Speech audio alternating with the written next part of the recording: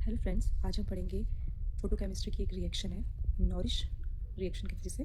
सो nourish type 1 और type 2 होती है। हम नॉरिश टाइप 1 यहाँ पे स्टडी करेंगे।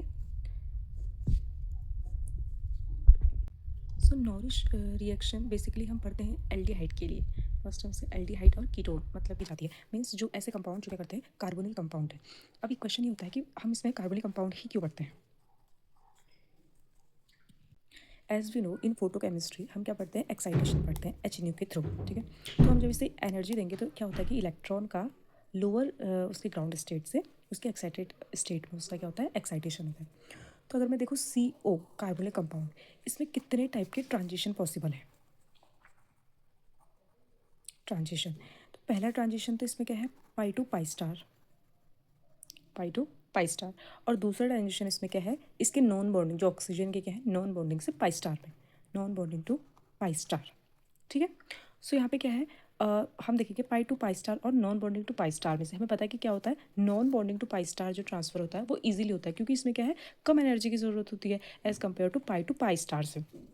और अगर यहाँ पे कोई एल्केन होता, एल्केन में हमें पता है एल्केन में पाई टू पाई स्टार तो पॉसिबल है नहीं, और नॉन बॉन्डिंग पाई स्टार भी उसमें नहीं है। तो एल्केन अगर में होता तो उसमें हम क्या करते, सिग्मा टू सिग्मा स्टार करते, जिसके लिए हमें क्या चाहिए, बहुत ज़्यादा एनर्जी की ज़रूरत होती है।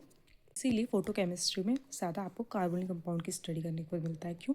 क्योंकि पाई टू पाई स्टार और n to pi star, mainly इसमें क्या है, एन टू पाई स्टार जो ट्रांजिशन होता है उसमें हमें एनर्जी की ज़रूरत बहुत कम होगी और वो बहुत इजीली क्या होगा, इलेक्ट्रॉन हमारा एक्साइटेड हो जाएगा। सो नॉरिश को हम एक एग्जाम्पल के थ्रू एक्सप्लेन करेंगे। एक एग्जाम्पल मैं यहाँ पे लेती हूँ कीटोन का।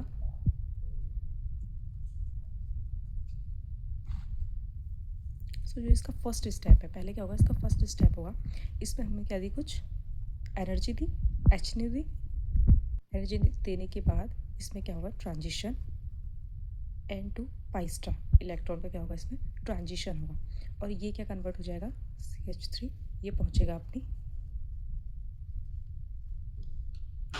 फर्स्ट एक्साइटेड स्टेट, जो कि बहुत बेसिक है।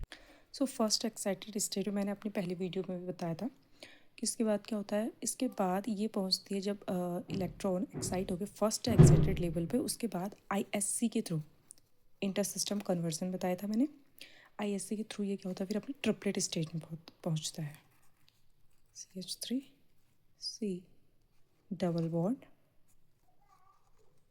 CH3, और ये क्या है, ट्रिपलेट स्टेट, जो कि बहुत ज़्यादा क्या होती है, स्टेबल भी होती है कंपेयर टू सिंगलेट के। तो ये इलेक्ट्रॉन अभी जो क्या हुआ, ये ट्रांसफ़र होकर कहाँ पहुँचा, ट्रिपलेट स्टेट पे। तो ये हमारा कंपाउंड था और ये हमने देखा ये कौन से स्टेट पे है, ट्रिपलेट पे।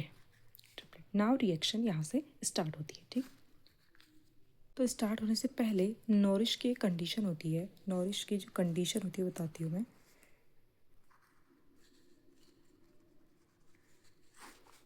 कंडीशन, सो नॉरिश की फर्स्ट कंडीशन ये है कि यहाँ अल्फा बॉन्ड क्या होगा, ब्रेक होगा। तो इसमें, और जो सेकंड कंडीशन है वो सब में फॉलो नहीं होगी, वो है there is elimination of CO। ये कंडीशन नॉट फॉर ऑलवेज, क्योंकि हम देखेंगे क्यों सब में ये क्या कहते हैं, पॉसिबल नहीं है कि CO निकले, इसलिए। लेकिन एक कंडीशन ये भी है, कहीं कहीं पे आप देखोगे कि इसमें क्या होता है, CO क्या होती है, एलिमिनेट होती है, लेकिन अल्फा बॉन्ड इसमें ज़रूरी ब्रेक होगा। अल्फा बॉन्ड क्या है, हमें पता है ये है फंक्शनल ग्रुप हमारा CO। सो जस्ट इसके एडजेसेंट पे ये बॉन्ड इसका कहलाएगा अल्फा बॉन्ड, और ये कार्बन जो है ये कहलाएगा अल्फा कार्बन।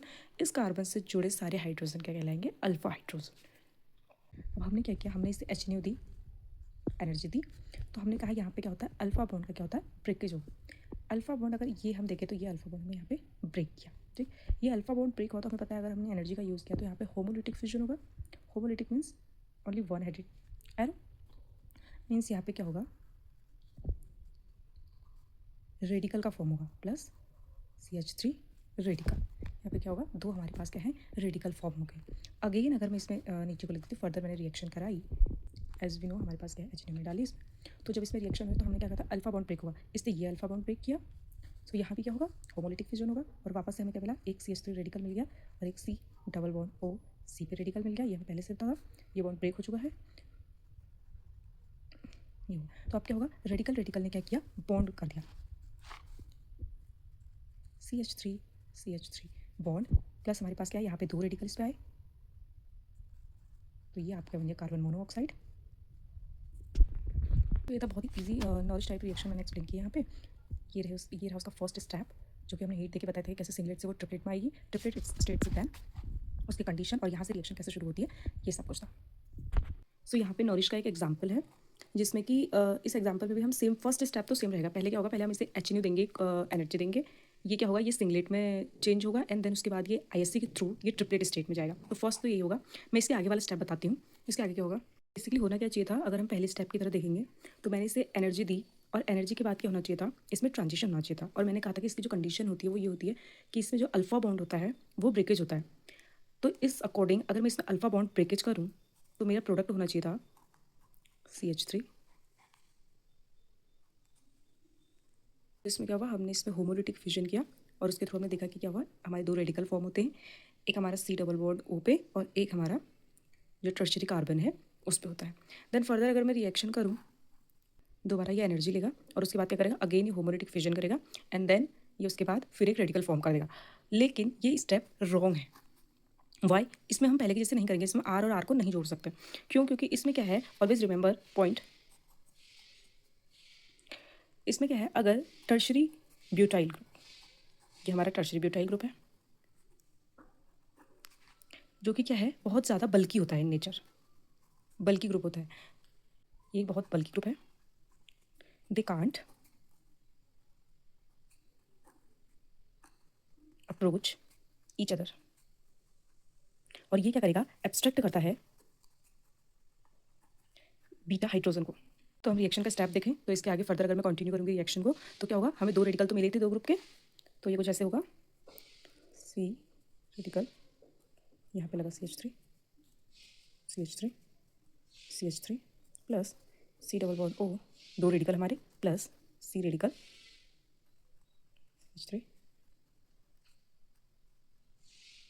CH3। और इसी ने क्या की फर्दर रिएक्शन की, तो ये क्या करेगा, अगर मैं देखूँ तो यहाँ पे क्या है, एक बीटा हाइड्रोजन है, अगर मैं इसे खोल के देखूँ तो कैसे होगा, ऐसे ऐसे, राइट, CH2 और ये हाइड्रोजन होगा। इसी का क्या करूँ मैं, HNO हमारे पास है ही एनर्जी, तो इसी का क्या करूँ मैं, होमोलिटिक फ्यूजन करूँ। होमोलिटिक फ्यूजन में क्या होगा, इसके पास एक रेडिकल आएगा और एक रेडिकल ये हाइड्रोजन होगा, ठीक। तो ये क्या करता है, जो ये हाइड्रोजन रेडिकल निकलता है इसके बाद जो ये हाइड्रोजन रेडिकल निकलेगा, ये हाइड्रोजन रेडिकल क्या करेगा, ये इस C को ट्रांसफर हो जाएगा, ठीक, और यहाँ पे एक रेडिकल और बच जाएगा। ये बना रिएक्शन करके, प्लस यहाँ पे कार्बोनिल आएगा हमारा, यहाँ पे C ग्रुप, ये बना, और ये रेडिकल और ये रेडिकल क्या करेंगे, हमारा बॉन्ड बना देंगे। तो यहाँ पे क्या होगा, डबल बॉन्ड होगा, क्योंकि इस रेडिकल ने और इस रेडिकल ने बॉन्ड बना दिया, तो ये रेडिकल हट जाएगा और यहाँ पे क्या हो जाएगा, बॉन्ड बन जाएगा। तो ये रिएक्शन ऐसे होती है, मतलब कि अगर कोई भी बल्कि ग्रुप आ जाए तो वो बीटा हाइड्रोजन को एब्स्ट्रैक्ट करेगा। बीटा हाइड्रोजन किसके केस में है, ये कार्बोनिल ग्रुप था हमारा, और इसके जो जुड़ा हुआ था वो अल्फा, और देन ये क्या था, बीटा था। तो ये बीटा हाइड्रोजन को एब्स्ट्रैक्ट करके ऐसे कुछ रिएक्शन दी उसने। तो ये थी कंप्लीट हमारी नोरिश रिएक्शन।